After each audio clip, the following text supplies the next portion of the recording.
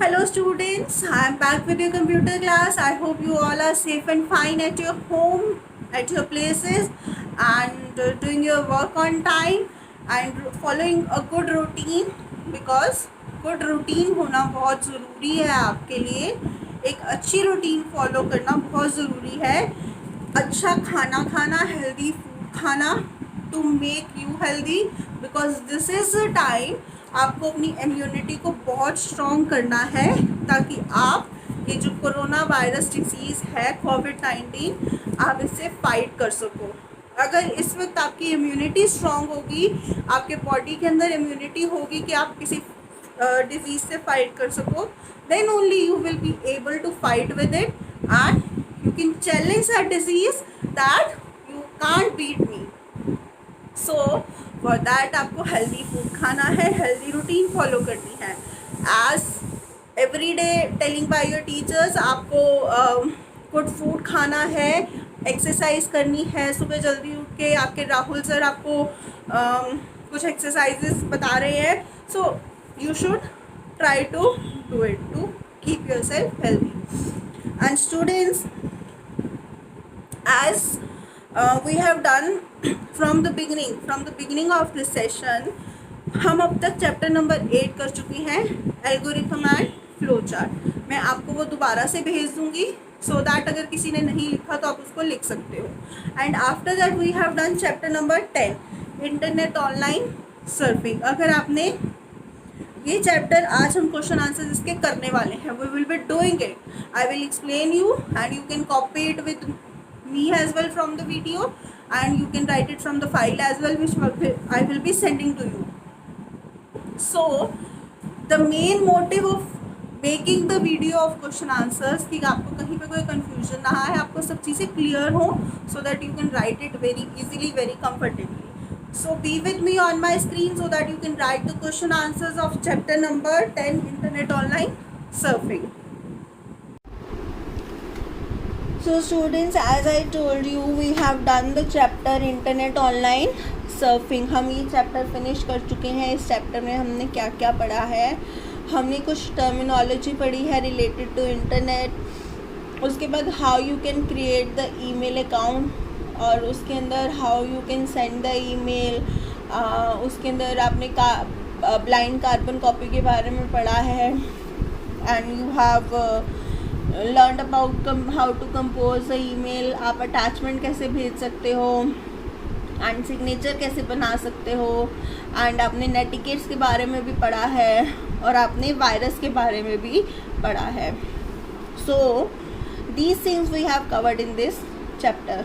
So now this is the time to write down the question answers of this chapter. I will be sending the question answers as well in a file. Choice is yours. You want to write it from there or file.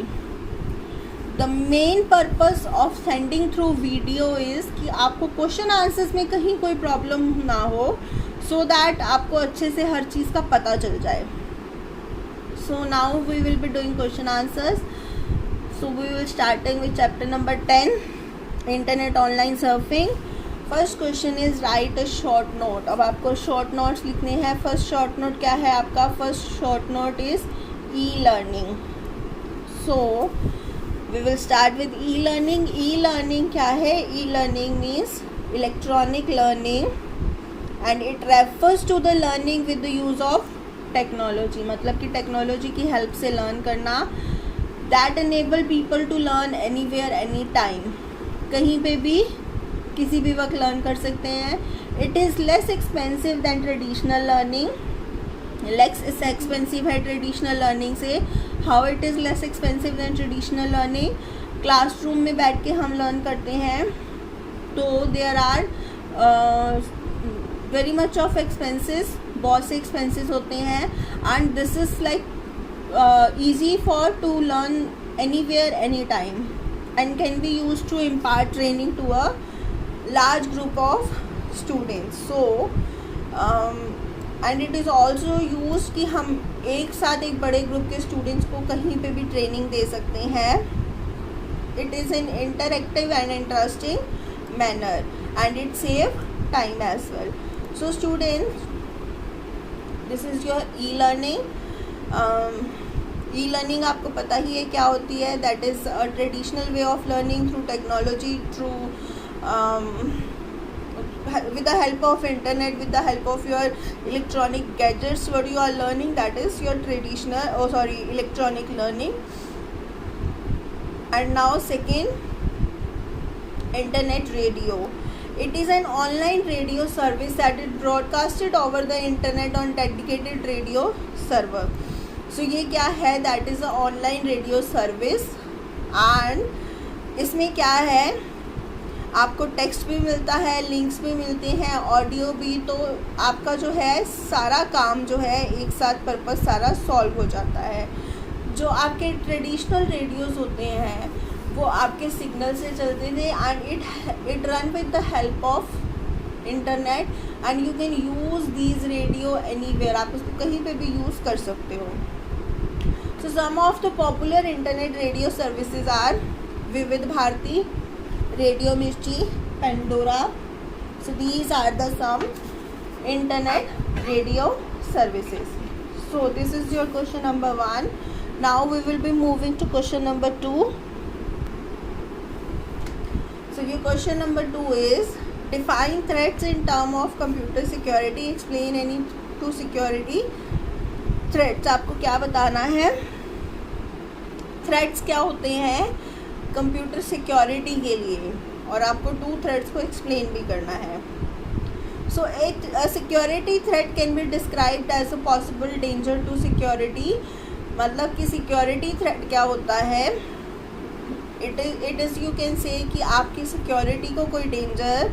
So computer security को जो danger होता है that is a computer security threat.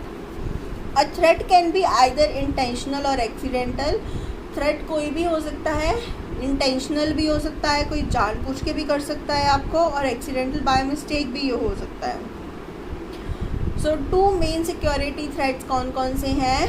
Hair you can see virus, ये virus, and another one is here it is your trojans. So first one is virus.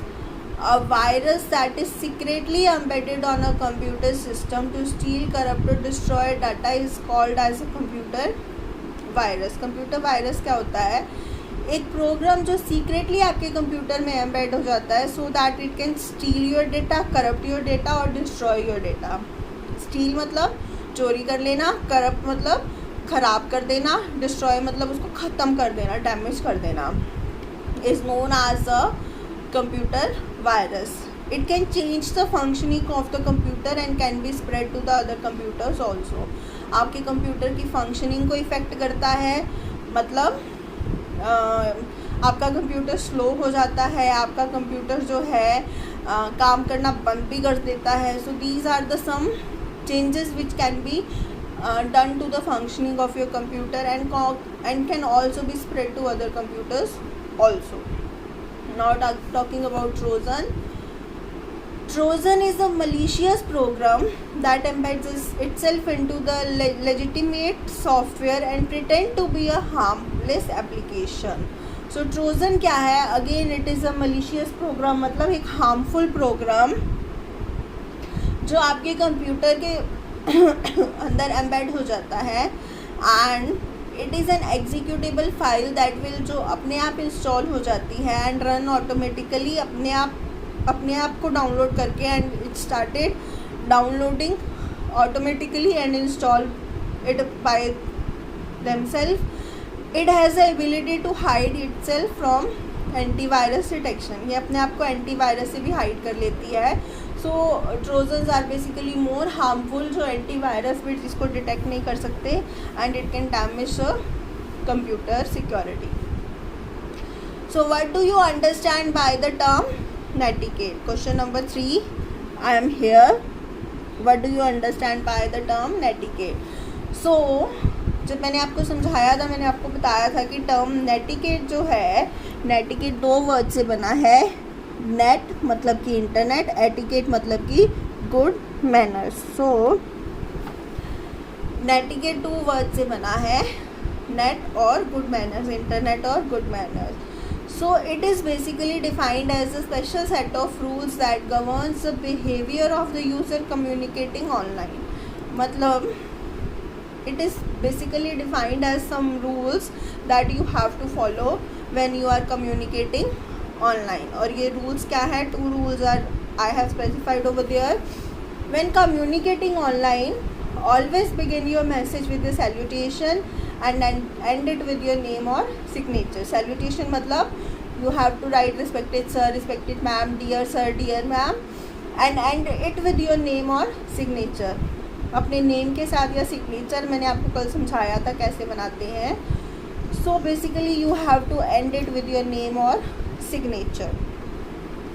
Give a descriptive phrase in the subject line of the message header that conveys the purpose of the message. तो subject में आपको क्या लिखना होता है? Why you are sending this mail. So you in subject line you have to mention that what is the purpose of sending this message. Now question number 4. Explain the use of email address with the help of some example. Now they are asking email address का क्या use है and example के साथ आपको बताना है. An email address consists of username and domain name. तो email 2 चीज़ों से बना है, username and domain name. जैसे मैंने आपको बताया था, here it is mentioned KIPS publication world@gmail.com. So here आपका ये जो है Kips publication world. So Kips publication world क्या है आपका? This is your user name and it can be change according to you. अगर आप अपनी कोई ईमेल आईडी बना रहे हो तो आप उसको अपने हिसाब से रख सकते हो. जैसे मैंने आपको बताया था कि मेरी आईडी क्या है, Ekta Nagpal 001. So that is up to us. And @gmail.com it is a domain name. ये क्या है आपका? Domain name. So a email address consist of a user name and a domain name. A user name is a name of a person account by which the server identifies him on website. User name basically क्या होता है? आपका खुद का कुछ इस तरह का नाम जिससे सर्वर जो है आपको, वेबसाइट जो है आपको आइडेंटिफाई करती है उस नाम से. Whereas domain name is a unique name that identifies a website on the web. For example, it is given there KIPS publication में KIPS publication world is a username and gmail.com is a domain name. Now moving to question number 5, and this is the last question as well. What is the use of signature in an email? Email का क्या use है signature में? Signature का क्या use है email में? A signature is a bit of personalise text. Signature एक ऐसा पर्सनलाइज टेक्स्ट है, आपकी कुछ कॉन्टैक्ट इन्फॉर्मेशन या फेवरेट कोड. जैसे कल मैंने आपको बताया था मेरी introduction, Ekta Nagpal, computer teacher, Delhi public school Sirsa. तो a signature is a bit of personalise text. कुछ इस तरह का टेक्स्ट जिसमें आपकी कुछ कॉन्टैक्ट इन्फॉर्मेशन है, that is automatically inserted at the bottom of every email you send. Automatically जब आप सिग्नेचर को सेव कर देते हो तो वो हर मेल की बॉटम पे आ जाती है जो भी आप सेंड करते हो. So a signature is a bit of personalise text such as contact information और a favourite code that is automatically inserted at the bottom of every email you send. So students, here are 5 question answers. You have to write these question answers in your notebook and you are having whole week to write it down. Today is your Saturday, so Sunday, Monday, Tuesday, Wednesday and Thursday. Basically you are having 5 days. So in these 5 days you have to complete this chapter. I am giving you 5 days. It is not I'm giving you 1 day and you have to write it in, because I know question answers are bit lengthy and you need time to write. So within these 5 days, write the question answers and send me the click of your notebook so that I will be checking if any spelling error is there. I'll just correct it and I'll let you know if any problem is there. And on the other hand, if you are having any problem in this chapter, you can ask me. I am always available for you. As I always say, I am always available for your queries. Whatever problem you are having, you can discuss me anytime. I will be replying your queries. So till the time, you write the question answers, and we will meet next week with a new chapter. So bye students, and we will meet next week with new chapter.